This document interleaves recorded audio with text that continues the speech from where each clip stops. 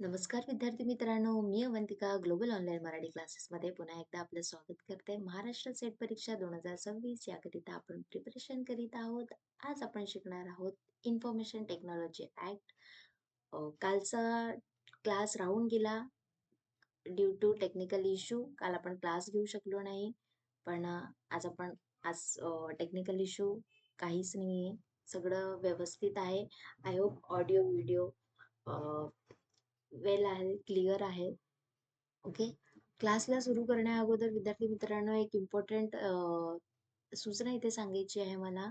Maharashtra set परीक्षा 2026 याला ज्या स्टुडंटनी टार्गेट केलेला आहे की या वर्षी आपल्याला आपली जी महाराष्ट्र सेट परीक्षा आहे ती आपण क्वालिफाईड करायचीच आहे, असिस्टंट प्रोफेसर व्हायचंच आहे. तर आम्ही त्यांच्यासाठी हा उत्तम असा कोर्स घेऊन आलेला आहोत. या कोर्समध्ये आम्ही तुम्हाला लाईव्ह लेक्चर्स देणार आहोत, रेकॉर्डेड क्लासेस देणार आहोत, MCQs देणार आहोत, PYQs देणार आहोत आणि इम्पॉर्टन्स मीन्स आपले पेपर 1 जो असणार आहे, जो कॉमन पेपर आहे, जनरल पेपर आहे, तो हा कोर्स या कोर्स सोबत जो आहे तो फ्री असणार आहे.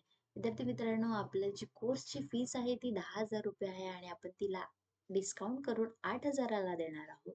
तर वेळ न घालवता तुम्ही गुगल प्लेला जाऊन प्ले स्टोअर मधनं तुम्ही ग्लोबल ऑनलाईन ॲप डाउनलोड करू शकता आणि क्लास विषयी जर तुम्हाला अजून माहिती हवी असेल तर तुम्ही या खालील नंबरवर संपर्क करू शकता.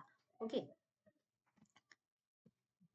ओके, लास्ट टाइम आपण शिकलो होतो RTI आणि आज आपल्याला शिकायचं आहे ITI. RTI मध्ये आपण शिकलोय RTI ऍक्ट हा आलेला 2005, 15 ऑक्टोबर 2005 मध्ये आलेला. RTI काय आहे तर RTI हे जी काही गव्हर्नमेंटची कामं होत आहे सार्वजनिक ऑथॉरिटीज मध्ये किंवा इन्स्टिट्यूशन गव्हर्नमेंट इन्स्टिट्यूशन मध्ये त्या कामाबद्दल सार्वजनिक नाही सॉरी, जे सामान्य नागरिक आहे त्यांच्यामध्ये ट्रान्सपरन्सी असली पाहिजे. त्यांना त्याविषयी जाणून घेण्याचा अधिकार आहे. हे आपण RTI मध्ये शिकलेलं आहे. इव्हन RTI मुळे काय होत आहे, RTI मुळे भ्रष्टाचाराला आळा येतोय आणि भ्रष्टाचार कमी होत आहे. जे की गव्हर्नमेंट सार्वजनिक कामात किंवा जे काही सरकारी कामात खूपदा असं भ्रष्टाचाराचे प्रमाण जास्तीत जास्त दिसून येत होते, पण RTI मुळे आता ते कमी होते, रिड्यूस होते. ओके. RTI ला आपण ऍप्लिकेशन करू शकतो, आपल्याला पाहिजे त्याबद्दल आपण ऍप्लिकेशन करू शकतो आणि ते दोनदा करू शकतो. पहिल्या याच्यात आपण ऍप्लिकेशन केल्यानंतर विदिन 30 डेज आपल्याला त्यांनी रिस्पॉन्स करायला हवा आणि त्यांचा रिस्पॉन्स जो असला पाहिजे तो एकदम सॅटिस्फाईड झाला पाहिजे, तो व्यक्ती ज्याने RTI लावलेला आहे. जर ते सॅटिस्फाईड आन्सर देत नसेल तर आपण परत त्यावर अपील करू शकतो, ऍप्लिकेशन करू शकतो आणि त्याच्यातूनही आपल्याला पाहिजे तसा आन्सर, सॅटिस्फाईड आन्सर आपल्याला मिळत नसेल तर स्टेट आणि सेंटर लेवलवर सुद्धा आपण RTI लावू शकतो. ओके. सो हे झालंय RTI बद्दल. आज आपण शिकणार आहोत IT ऍक्ट.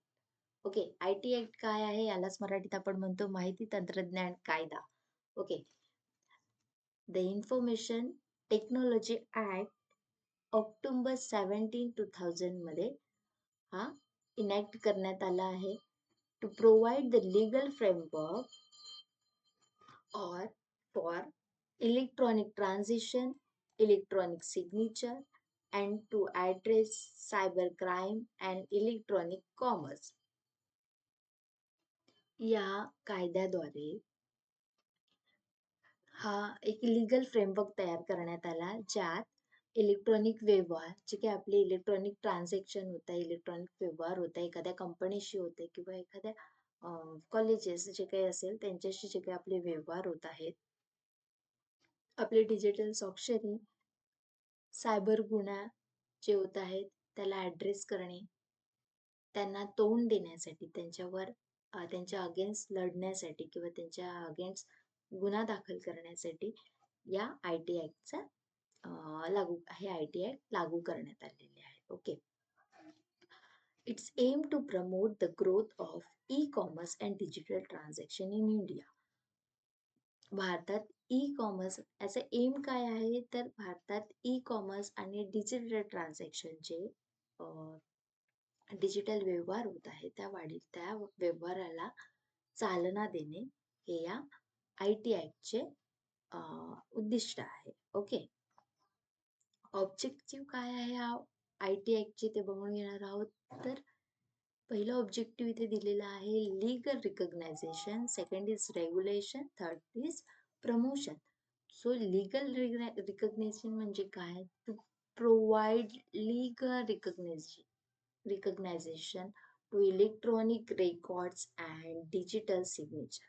जे इलेक्ट्रॉनिक रेकॉर्ड्स मीन्स काय, तुमचे जे काही डॉक्युमेंट्स आहे ते इलेक्ट्रॉनिक फॉर्म मध्ये असले पाहिजे, है ना. आणि डिजिटल स्वाक्षरी आहे जे तुमचे, त्यांच्यामध्ये कायदेशीर मान्यता मिळायला पाहिजे, त्यांनी आपल्याला प्रोव्हाइड केलं पाहिजे. ओके. रेग्युलेशन्स काय आहेत, to regulate cyber crime and electronic commerce. जे सायबर गुन्हे आहे किंवा इलेक्ट्रॉनिक कॉमर्स आहे, इलेक्ट्रॉनिक व्यापाराचे जे काही नियम आहे, जे व्यापाराचे जे नियमन आहे, जे रेग्युलेशन्स आहे, ते सुद्धा आपल्याला त्यांनी दिले पाहिजे. Okay. Promotions to promote the growth of e-commerce and digital transaction. Same e-commerce आणि डिजिटल व्यवहाराच्या वाढीला चालना देणे, त्यांना प्रमोट करणे. ओके. की डेफिनेशन्स मध्ये इलेक्ट्रॉनिक रेकॉर्ड्स. आता इलेक्ट्रॉनिक रेकॉर्ड मध्ये काय काय असलं पाहिजे, कसे असले पाहिजे तुमचे रेकॉर्ड्स इलेक्ट्रिक फॉर्म मध्ये, तर तुमचा डेटा आहे, तुमचा टेक्स्ट आहे, इमेजेस सुद्धा इलेक्ट्रॉनिक फॉर्म मध्ये असले पाहिजे, तुमचं sounds and other information store in electronic form, आणि इतर काही गोष्टी जे की इलेक्ट्रिक फॉर्म मध्ये असले पाहिजे. ओके.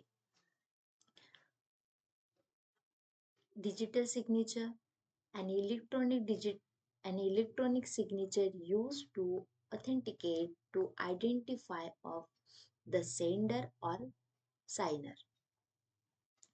जो प्रेक्षक किंवा स्वाक्षरी करणाऱ्याची ओळख प्रमाणित करण्यासाठी, आयडेंटिफाय करण्यासाठी ना, ऑथेंटिफाय, त्याचा यूज कशासाठी आहे, authenticate to identify the sender. जो सेंडर आहे त्याची ओळख प्रमाणित करण्यासाठी ही डिजिटल स्वाक्षरी वापरली जाते. Okay. Cyber crimes committed using computer or internet. जे संगणक आणि इंटरनेटचा वापर करून जे गुन्हे करतात त्याच्यात सायबर क्राईम, ते सगळे गुन्हे जे आहेत ते सायबर क्राईम मध्ये मोडतात. संगणक आणि इंटरनेटचा वापर कोणी फोटोचा मिसयूज करतो, हो ना. आणि आजकाल फ्रॉड मेसेजेस खूप यायला लागले आहेत, बँकशी रिलेटेड असू द्या किंवा मग कुठल्याही गोष्टीची असू द्या, पैशाच्या बाबतीत असू द्या किंवा एखाद्या कंपनीला तुमचं जॉईनिंग झालेलं आहे, जॉब रिलेटेड सुद्धा फेक मेसेजेस, फ्रॉड मेसेजेस येत आहेत. तर सायबर क्राईम हा आताच्या ट्रेंडमध्ये चालणारा आहे. ओके. की प्रोव्हिजन. आता जे गुन्हे आहेत, जे इलेक्ट्रॉनिक फॉर्म, आपण IT मध्ये जे काही गुन्हे करतोय त्याचे काही सेक्शन्स दिले आहेत, ते सेक्शन्स आपण बघणार आहोत. जसं की सेक्शन 3 मध्ये legal recognisation of electronic records. Electronic records जर मध्ये काही ऍक्शन घ्यायची असेल किंवा काही त्याच्यात कोणी काही फ्रॉड केला असेल तर तो सेक्शन नंबर 3 मध्ये येतो. लीगल रिकग्नाइज डिजिटल सिग्नेचर जो आहे तो 4 मध्ये. Section 43 penalty and compensation for damage to computer system. Computer system मध्ये कम्प्युटरची जी प्रणाली आहे, संगणक प्रणाली आहे, त्यामध्ये काही डॅमेज केलं, त्यांचं जी काही ती सिस्टम आहे त्याला तुम्ही हानी पोहोचवली, नुकसान केलं, तर अशा वेळेस तुम्हाला त्याचा दंड, त्याची नुकसान भरपाई देण्यासाठी हा जो गुन्हा आहे हा सेक्शन 43 मध्ये जाईल. ओके. सेक्शन 63 मध्ये काय म्हटलंय, penalty for computer related offence. जे संगणकाशी संबंधित गुन्ह्यासाठी शिक्षा आहे, जी सेक्शन नंबर 66 मध्ये जाणार. Okay. Okay. Section number 69 power to issue direction for interception और मॉनिटरिंग ऑफ इलेक्ट्रॉनिक कम्युनिकेशन. जे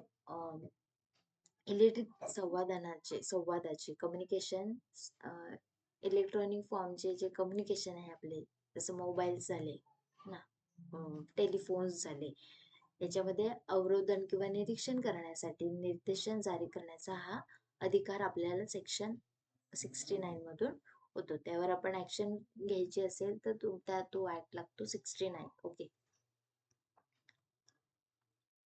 electronic records and digital signature काय आहे? तो इलेक्ट्रॉनिक रेकॉर्ड्स जे आहे, act provide that electronic record are legally recognized as valid and enforceable as traditional paper documents.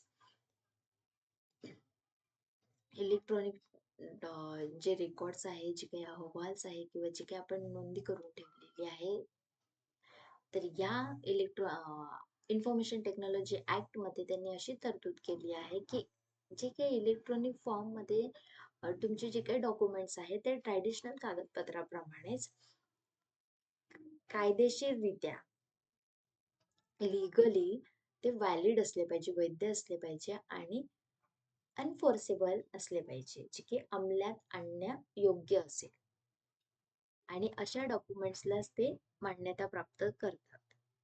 Okay. Digital signature काय आहे? Digital signature are use to verify the authenticity of electronic records and transaction. Electronic record आणि व्यवहाराची पडताळण्यासाठी सत्यता पडताळण्यासाठी digital सॉफ्टवेअरचा वापर करण्यात येतो.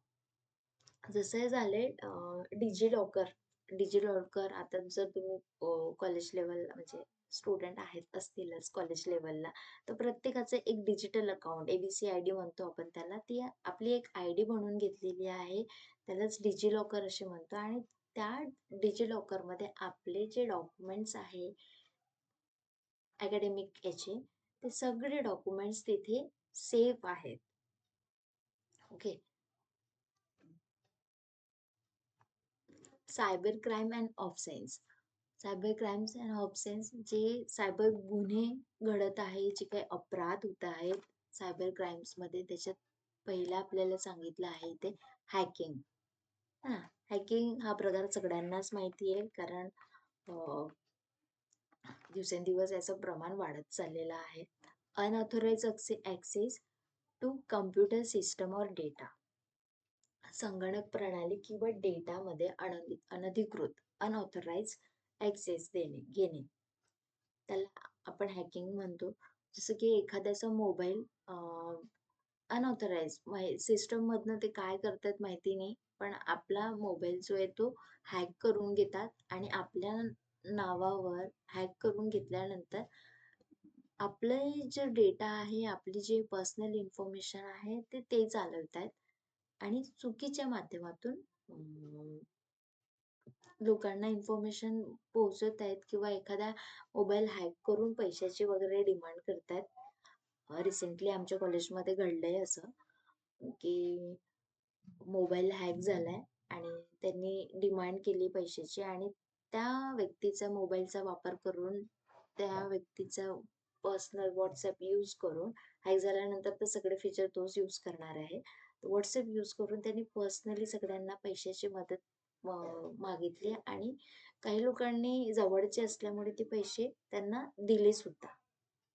नंतर माहित झालंय की तो मोबाईल हॅक झाला होता आणि असं असं झालंय. Okay.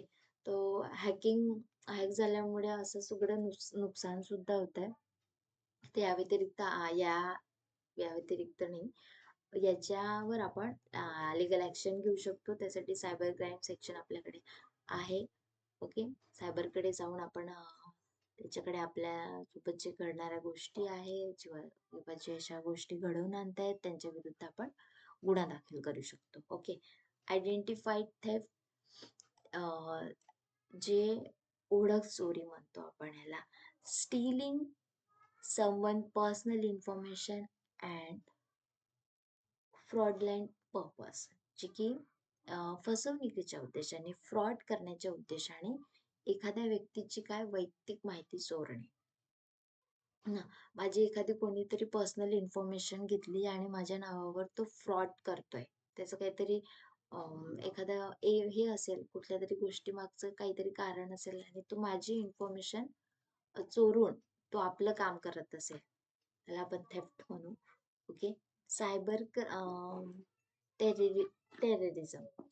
Cyber terrorism using the internet to cause harm to individual and national security. Cyber terrorism हे आपण दिवसेंदिवस न्यूजला बघतोयच की याचा वापरही वाढलेला आहे आणि आपल्या देशाला सुद्धा या सायबर टेररिस्ट जे आहे त्यांच्याकडनं धोका आहे किंवा होता.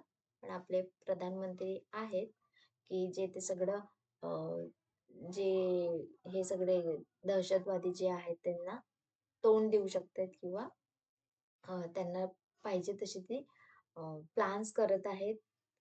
ओके. तर हे जे टेररिस्ट आहे हे वैयक्तिक किंवा राष्ट्रीय सुरक्षेला हानी पोहोचवतात. ओके. मोठा असा क्राईम आहे हा. Education and cyber appellate tribunal. Okay. Education काय आहे? The act provide for the appointment of adjudicating officer to resolve dispute related to cyber crime or electronic transaction. जे adjudicationलाच आपण न्यायनिवाडा म्हणतो. जे सायबर गुन्हे आहेत, सायबर गुन्हे आणि इलेक्ट्रॉनिक व्यवहाराशी संबंधित जे काही वाद आहेत, तुमचे डिस्प्यूट आहेत, ते सोडवण्यासाठी, ते रिसॉल्व करण्यासाठी एक निर्णय अधिकारी, याला आपण म्हणतो एज्युडिकेटिंग ऑफिसर्स जे आहेत ते एक नियुक्त केल्या जाते आणि त्याच्या माध्यमातून जेवढे काही सायबर गुन्हे आहेत ना, इलेक्ट्रॉनिक व्यवहार आहे, जे काही इलेक्ट्रॉनिक ट्रान्झॅक्शन आहे, त्याच्याशी जे काही इश्यूज असतील, डिस्प्यूट असतील, ते सगळे सॉल्व्ह करण्यासाठी हा एक अधिकारी नियुक्त केला जातो. ओके.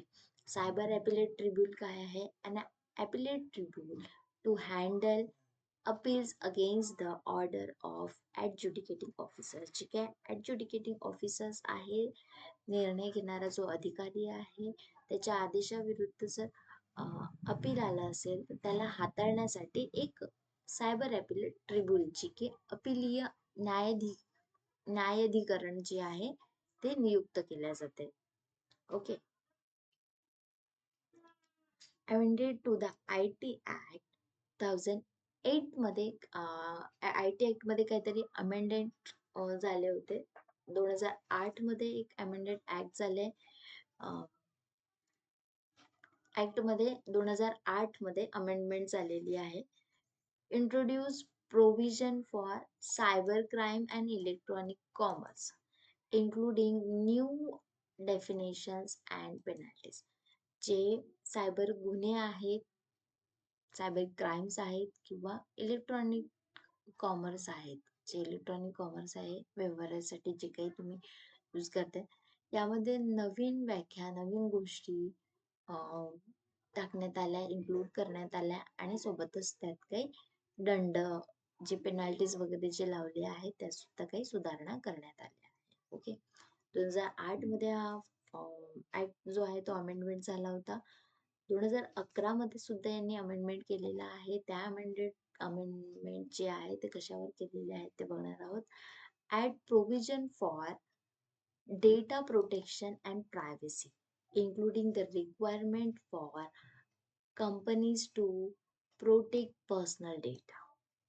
ओके. 2011 मध्ये जी दुरुस्ती करण्यात आली, जी काही सुधारणा करण्यात आली ऍक्ट मध्ये, ते कशावर त्यांनी भर दिला होता की जो डेटा प्रोटेक्शन आहे, जे आपले डेटा संरक्षण आहे, मग ते प्रायव्हसी असू द्या, संरक्षण स्वतः गोपनीयता असली पाहिजे.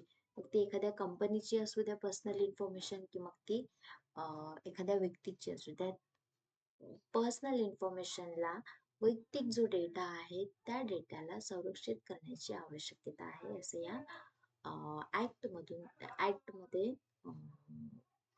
त्यांनी सांगितलं आहे आणि ते 2011 मध्ये या ऍक्टमध्ये ते सुधारणा करण्यात आली आहे. ओके. इम्पॅक्ट काय पडला आहे, आपण IT ऍक्ट मध्ये IT ऍक्ट आल्यानंतर काय काय इम्पॅक्ट पडला आहे ते बघणार आहोत. Promotion of e-commerce. ई कॉमर्सचा प्रमोशन झालेला आहे, प्रचार झालेला आहे. Facility to facilitate the growth of electronic commerce and online transaction. जे काही इलेक्ट्रॉनिक कॉमर्स होते, इलेक्ट्रॉनिक व्यवहार जो होत होता आणि ऑनलाईन ट्रान्झॅक्शन वगैरे जे काही तुमचे होत आहे त्याला वाढीस मिळालेली आहे. जसं तुमचा गुगल पे, फोन पे, आता फोन पे सोबत जीपे आणि काय जीपेलाच गुगल पे म्हणतो आपण. आणखी काय कुठले कुठले ऍप आलेले आहे, UPI ऍप वगैरे जे काही आले आहे, जास्तीत जास्त लोक त्याचा वापर करतायत ना, म्हणजेच ते फॅसिलिटीज जी आहे ती ग्रोथ होत आहे, वाढत चालली आहे. Okay. Legal framework provide a legal framework for digital transaction and cyber regulation. जे काही डिजिटल व्यवहार आहे, सायबर गुन्हे आहेत, त्यांच्या नियमासाठी हे एक कायदेशीर काय केलेलं आहे, फ्रेमवर्क त्यांनी दिलेला आहे, एक चौकट तयार केलेली आहे आपल्याला, चौकट तयार करून दिलेली आहे आपल्याला. ओके. आणि जर कोणी ती चौकटाच्या पलीकडे जर जायचा प्रयत्न केला तर त्यांच्यावर लिगल ऍक्शनही होऊ शकते. Okay. Third is cyber security. Improved measure for cyber security and protection against cyber crime. Cyber security, cyber सुरक्षा त्यांनी दिलेली आहे. या सायबर सुरक्षेमध्ये सायबर गुन्हे जे घडून येत आहे त्या गुन्ह्याला संरक्षण करण्यासाठी, तो गुन्हा होऊ नये यासाठी, याच्या संरक्षणासाठी ही उपाययोजना केलेली आहे. ओके. तर असा हा इम्पॅक्ट आपल्याला IT ऍक्ट मुळे दिसून येतो. ओके. होप सो तुम्हाला क्लास आवडला असेल आणि समजलाही असेल. त्यात मी हायलाइट केलेले काही वर्ड्स आहे, सेंटेन्स आहे, त्यात तुम्ही लक्षात असू द्या. IT ऍक्ट जर म्हटलं तर 2000 कितीला आलेला आहे, 2000 ला आलेला आहे, 17 ऑक्टोबरला. आणि RTI जे आहे ते 15 ऑक्टोबर 2005 ला आलेला आहे. सेम मंथ आहे, डेट फक्त थोडे इकडे तिकडे झालेले आहे. 2005 2000 असं आपल्याला लक्षात ठेवायचं आहे, यात कन्फ्यूज होऊ नका. आणि क्लासला तुम्ही शेअर करू शकता, लाईक करू शकता आणि सबस्क्राईब करू शकता. काही क्वेरीज असेल तर तुम्ही ते कमेंट बॉक्सला पुट करू शकता. ओके. मी तुम्हाला ते क्वेरी सॉल्व करण्याचा माझा प्रयत्न राहील. ओके. थँक्यू.